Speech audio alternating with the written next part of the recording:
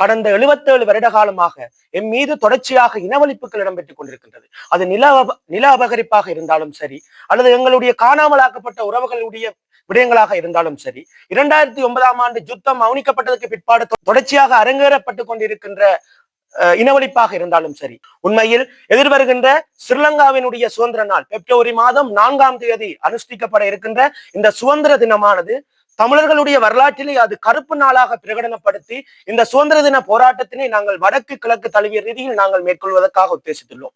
நான் ஒன்று மட்டும் சொல்கிறேன். இங்க நிறைய பேர் சொல்லுவார்கள், உங்களுக்கு என்னடா வேலை, நீங்க படிக்கிற வயசுல இந்த வேலையை ஏண்டா செய்றீங்க?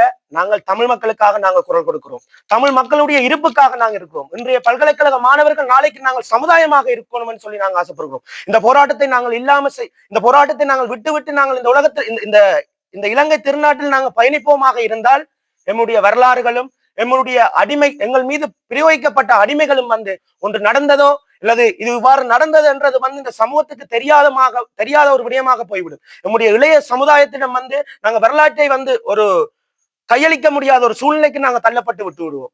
எதிர்கால சந்ததியினர் இந்த போராட்டங்களை தொடர்ச்சியாக அவர்கள் முன்னெடுக்க வேண்டுமாயின் எங்களுடைய வரலாறுகள் நாங்கள் கடத்தப்பட வேண்டும்.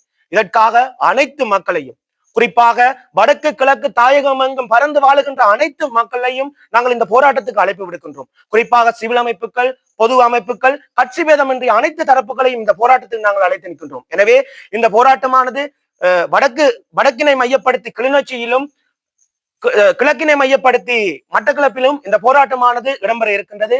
எனவே அனைத்து தரப்பும் எவ்விதமான வேறுபாடும் இன்றி தமிழ் தேசிய பரப்பில் வடக்கு கிழக்கு தாயகம் எங்கில் எம்முடைய உரிமைகளை நாங்கள் மீட்டெடுக்கக்கூடிய அந்த நாள் எப்பொழுது வருகின்றதோ அதற்கான அந்த உரிமையை நாங்கள் அந்த போராட்டத்தில் நாங்கள் அனைவரும் மக்களாக ஒன்று திரண்டு ஒற்றுமையுடன் கலந்து முயற்சிக்கின்ற பொழுதுதான் எமக்கான தீர்வினை நாங்கள் பெற்றுக்கொள்ள முடியும்.